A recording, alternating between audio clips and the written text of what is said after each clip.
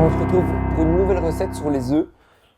Encore une fois, les œufs de caille, bon, c'est une étape un petit peu compliquée, mais on aime bien se compliquer un petit peu, hein. Quand on a des invités, il faut vraiment bien les soigner. Donc, alors cette fois-ci, on va refaire un petit nid. En fait, on va refaire un petit nid avec des cheveux d'ange. Donc, c'est ce qui est utilisé généralement dans les pâtisseries orientales. On va faire donc un petit nid où on va mettre notre œuf de caille qui sera cuit, mais coulant dans le cœur. Et avec ça, on va faire une sorte de petite anchoyade.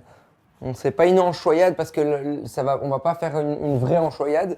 On va faire une petite crème à l'anchois. On va mettre un petit peu de crème pour diminuer un peu la dose de sel. On va assaisonner ça avec un peu de ciboulette, un petit peu d'échalote pour donner un petit peu de peps dans la recette et un petit peu d'ail pour assaisonner le tout.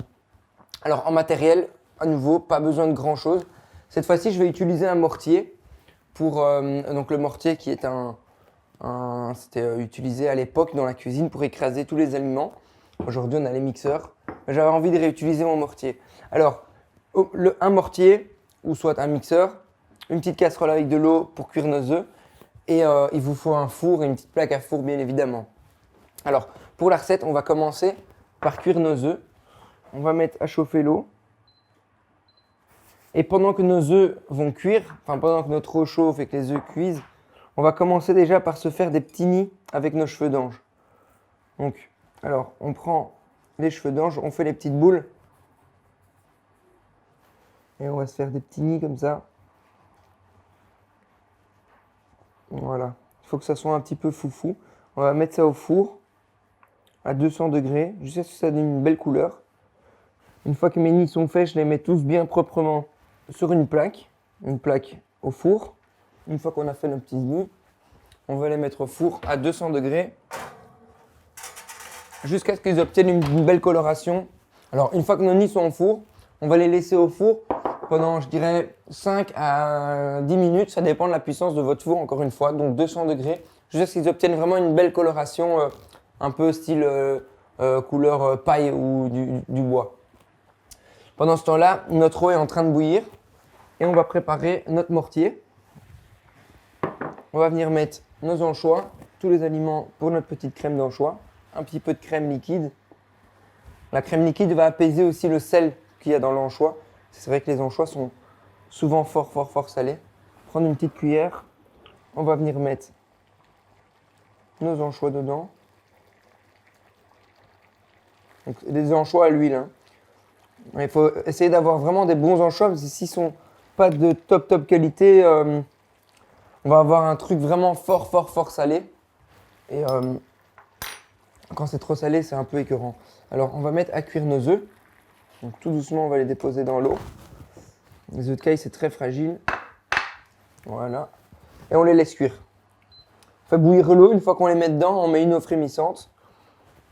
Et on prend notre mortier. On a mis nos anchois dedans. Un petit peu d'échalote pour assaisonner ça. Un petit peu de ciboulette pour donner un petit goût un petit peu herbacé. Et on va râper un tout petit peu d'ail.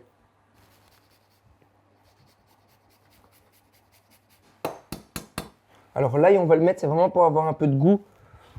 C'est vraiment une question d'assaisonnement qu'on va mettre l'ail. Avoir quelque chose de plus assaisonné. Parce que, bon, les anchois, on connaît tous. Et là, on va bien écraser tout ça. Voilà. Surtout, pas rajouter de sel. Les anchois, c'est vraiment assez salé. Donc, c'est un poisson qui est pêché et il est saumuré. Et puis après, mariné dans l'huile ou dans l'eau de mer, etc., quoi. Donc là, il faut vraiment avoir les anchois à l'huile. C'est très important pour permettre une bonne liaison à cette crème. Donc, on va bien mélanger ça, bien l'écraser. À chaque fois, tout bien ramener au bord. Et quand on le fait au mortier, je le fais au mortier parce que j'ai pas assez de masse aussi pour le faire au mixeur. Sinon, je l'aurais bien fait au mixeur, c'est plus rapide. Mais au mortier, c'est plus facile parce que si je l'aurais fait au mixeur, tout vient se mettre sur les côtés et après, il n'y a rien qui va se mixer, quoi. Voilà. Le but, c'est vraiment bien écraser, que ça fasse vraiment une purée d'anchois. Bien tenir à l'œil nos œufs. Donc là, les œufs, on va les débarrasser. Alors, les œufs, on les débarrasse.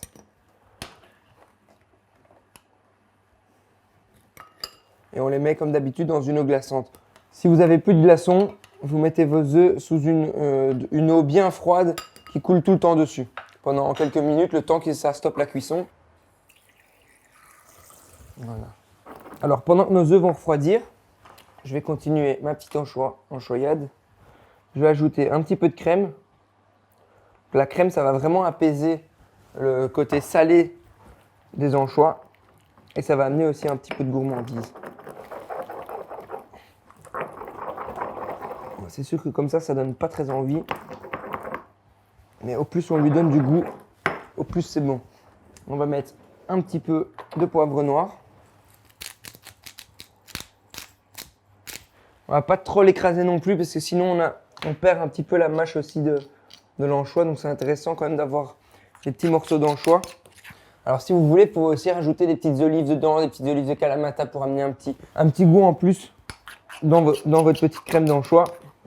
Voilà. Puis alors on va goûter ça. C'est parfait. La crème, c'est vraiment important. Je vais même en rajouter un petit peu. Parce qu'on a vraiment le sel qui ressort vraiment de l'anchois.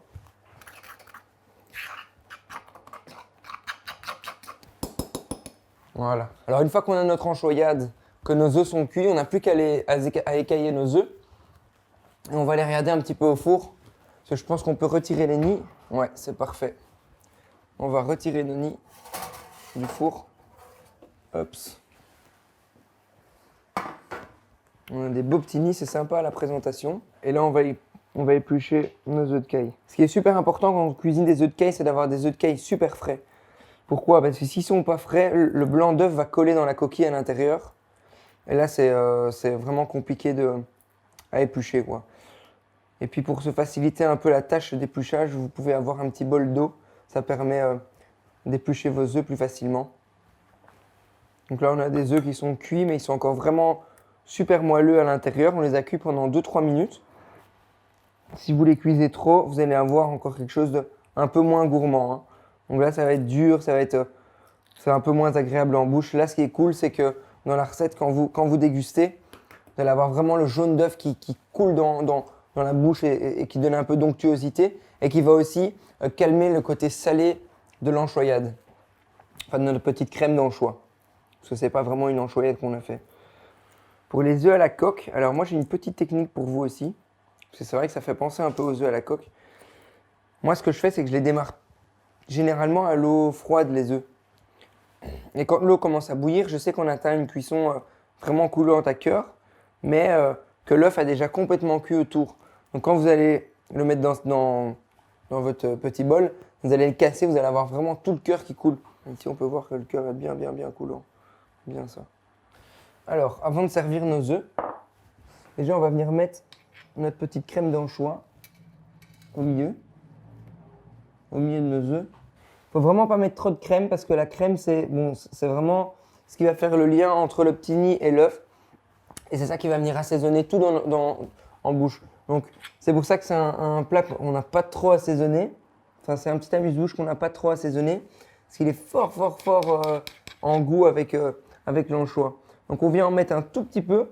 Et c'est vraiment ça qui va nourrir nos œufs quand on va les déguster. Après, ce qui peut être sympa à faire aussi, c'est de mariner les œufs. Vous pouvez mariner vos œufs dans un petit fumet de poisson ou dans un petit bouillon. Ou même les mariner dans du soja, ça va très bien avec. Après là, on retrouve de nouveau du sel. Donc, faut vraiment bien doser quand vous faites ceci. Je vais prendre mes petits œufs. Et je viens les mettre dessus tout simplement comme ça. Et on vient déposer tous nos œufs. Hop.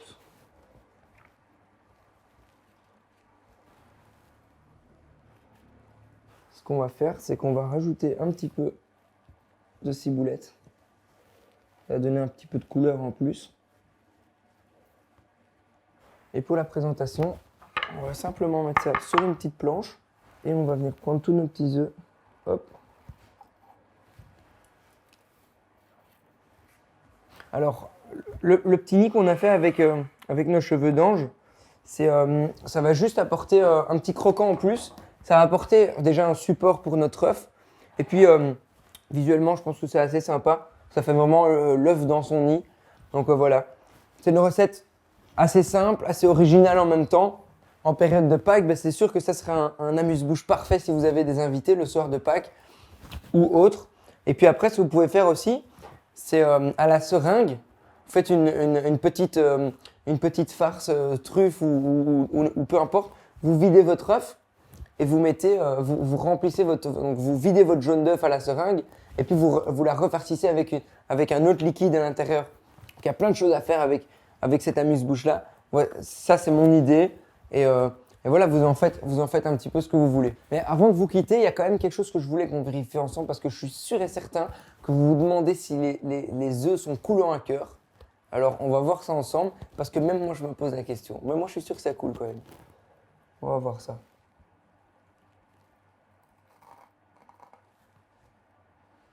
Alors, c'est magnifique quand même, hein. On a les œufs qui coulent. Quelque chose de bien, bien gourmand. C'est parfait. Bon, bah, comme d'habitude, avant de vous quitter, je vais faire le petit gourmand et je vais goûter un petit peu, voir si ça me plaît réellement et si c'est bien réussi surtout.